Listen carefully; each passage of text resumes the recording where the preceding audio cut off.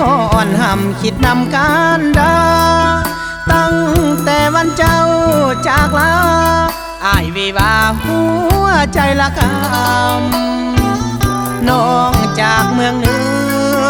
จากแดนแค้นถิ่นเมืองซ้ำหลายปีบ่มาเลี้ยวลำอ้ายอยู่เมืองซ้ำหัวเจอสุดเหงาสายลมพัดเบา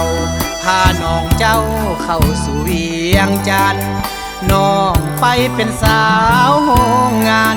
อย่าลืมเดินถิ่นฐานบ้านเฮาอ้ายเอ็มพ่อแม่ผู้เฒ่าผู้แก่ยังรอคอยเฝ้าตั้งแต่จากโบข่าวพี่ป้าหน้าสาวเพื่อก็หวังหาจงกลับมาเยี่ยมยามในเด้อบ้านเกิดพ่อแม่ผู้ให้กำเนิดเดี๋ยวนี้เพิ่นแก่สลาอ้ายก็เป็นห่วง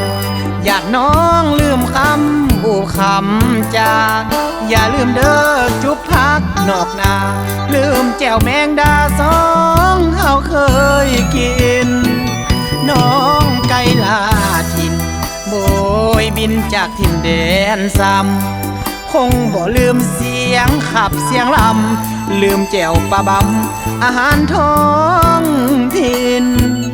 อ้ายจึงห้องเพลงประกาศบรรเลงหากน้องได้ยินขอสาวเมืองซ้ำคืนถิ่นเยี่ยมยามแผ่นดินหัวผ่านบ้านเฮา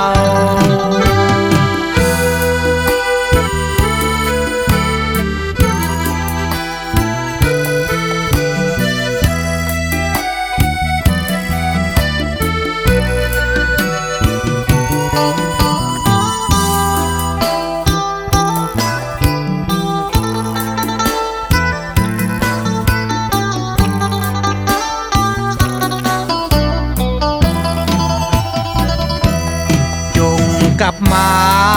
เยี่ยมยามในเด้อบ้านเกิดพ่อแม่ผู้ให้กำเนิด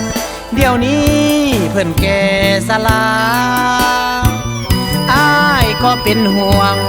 อยากน้องลืมคำบูคำจากอย่าลืมเด้อจุบพักนอกนาลืมแจ่วแมงดาสองเฮาเคยกินน้องไก่ลาถิ่นโบยบินจากถิ่นแดนซ้ำคงบ่ลืมเสียงขับเสียงลำลืมแจ่วปลาบำอาหารท้องถิ่น